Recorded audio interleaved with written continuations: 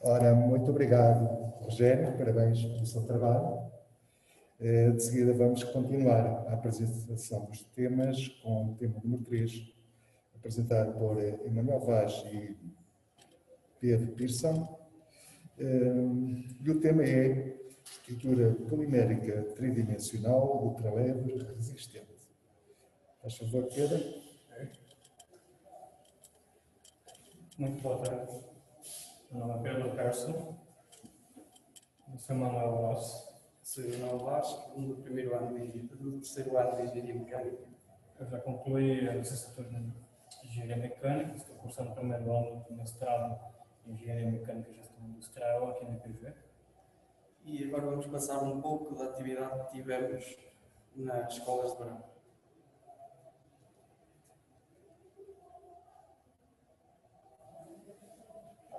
Desejo desde já boa tarde a todos os alunos e professores. Eu sou Emanuel Vaz, aluno do terceiro ano da licenciatura em Engenharia Mecânica e tenho comigo nesta apresentação o meu colega de investigação, Pedro Pearson, aluno do primeiro ano do mestrado em Engenharia Mecânica.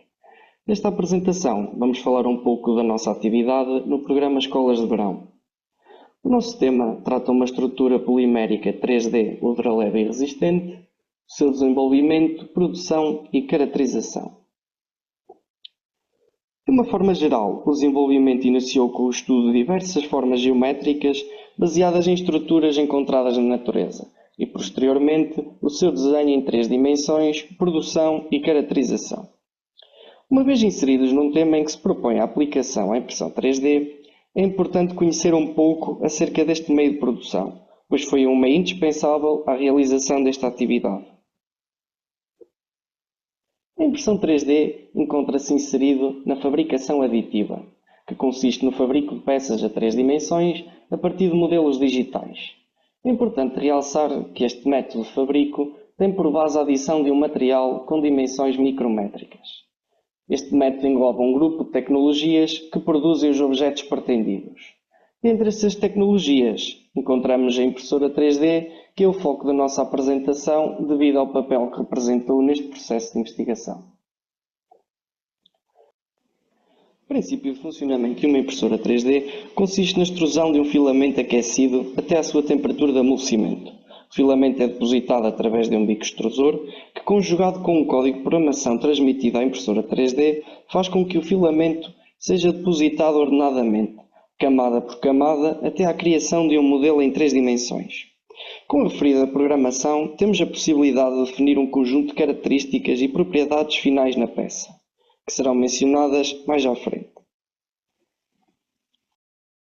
Nesta figura podemos ver o referido princípio de funcionamento da impressora 3D, em que vemos o rolo de filamento.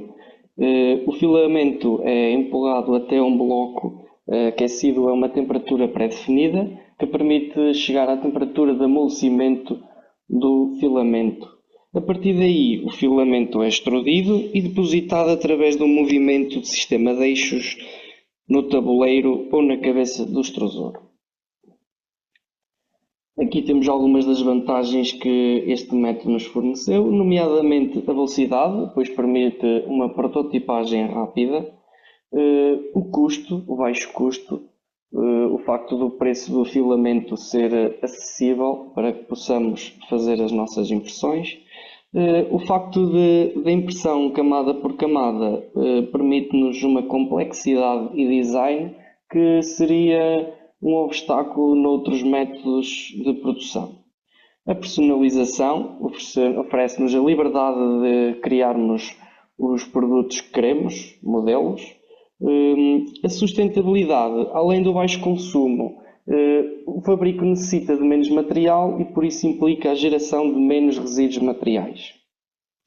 Vamos agora falar do processo de impressão, que se inicia com o software design 3D, que no nosso caso foi o Inventor. Na figura podemos ver o aspecto do programa. Através dele podemos desenhar em 3D os modelos pretendidos para a impressão. Uma vez finalizados, estes ficheiros são convertidos no formato STL, que nos permite abrir num software de programação da impressora. O programa que utilizamos para este fim foi o Cura, que na figura também podemos ver o seu aspecto, que é um dos fatiadores mais conhecidos no mundo da impressão 3D. Porquê fatiador? Está relacionado com o facto de dividir a peça em várias camadas. O software, como podemos ver na figura, permite definir uma série de variáveis de impressão, nomeadamente a velocidade de impressão, temperaturas de impressão, enchimento, posição do modelo na placa, entre outros. A pré-definição destas variáveis permite escolher algumas das propriedades finais da peça, como o acabamento, rigidez, tenacidade, o enchimento. Em relação ao filamento, existem vários tipos de filamentos, sendo os mais conhecidos o PLA, o nylon, o ABS e o PETG. Cada um tem a sua temperatura de impressão característica. Nós iremos nos focar mais no PLA, pois foi o filamento utilizado na impressão das nossas peças. O PLA é o ácido polilático, que tem a sua temperatura de amolecimento entre os 180 e os 220, que depende do fabricante. No nosso caso, trabalhamos com um filamento PLA com temperatura de amolecimento entre os 200 e os 220. É um material que tem um elevado módulo de elasticidade, rigidez, transparência, comportamento termoplástico, biocompatibilidade e uma boa capacidade de moldagem. Tem todas as propriedades que nós necessitávamos, porém convém referir aqui uma parte muito negativa no PLA, que é o facto de perder as suas propriedades mecânicas por volta dos 60 graus.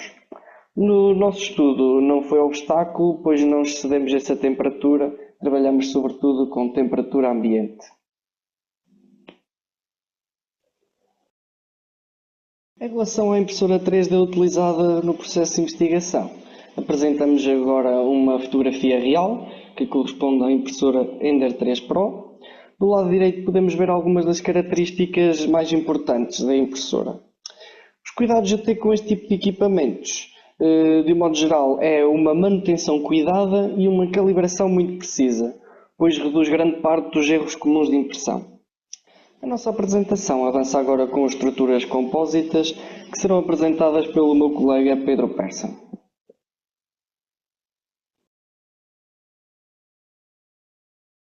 Para entender o nosso projeto, eu preciso explicar o que são estruturas compósitas. São montagens compostas por diferentes componentes de diferentes materiais e diferentes geometrias em partes específicas da estrutura.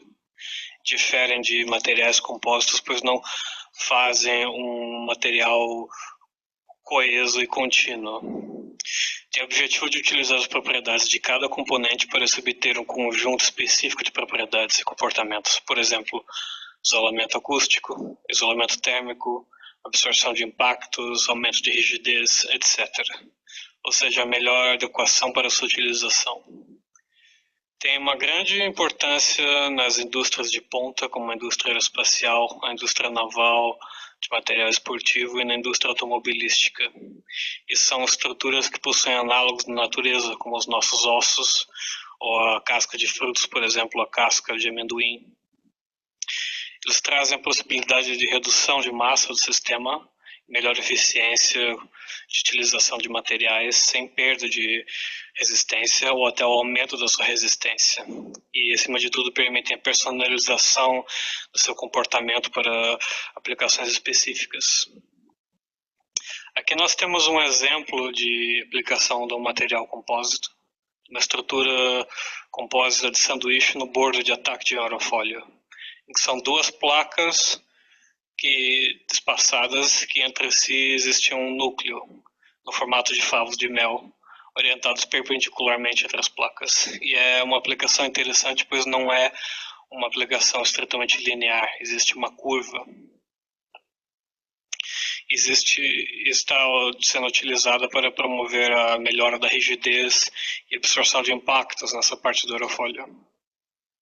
Aqui nós temos outro exemplo de material compósito, com um núcleo em forma de uma espuma rígida de alumínio, o que mostra que os núcleos não são necessariamente uma forma geométrica regular. E aqui nós podemos ver o cerne do nosso projeto, uma estrutura celular universal. Nós utilizamos a forma de octaedro truncado, pois permite um empacotamento sem espaços vazios entre as células e ramificação e empacotamento em outros planos. possui uma fácil instalação e desmontagem e a capacidade de ser utilizado na construção de diversas estruturas e modelos.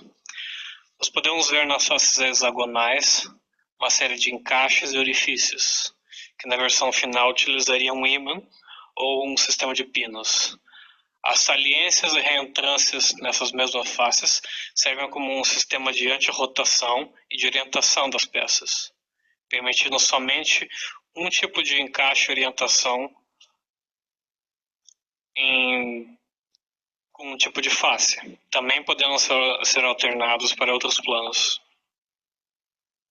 Aqui nós temos um exemplo do que é possível ser feito com essas unidades celulares. Um painel de uma estrutura compósita do tipo sanduíche. Você pode ver que existe uma grande massa de espaço vazio no interior das células. Ou seja, é um material que tem uma alta resistência e rigidez específicas, com uma baixa utilização de material. E aqui nós temos um exemplo do empacotamento possível com as unidades celulares.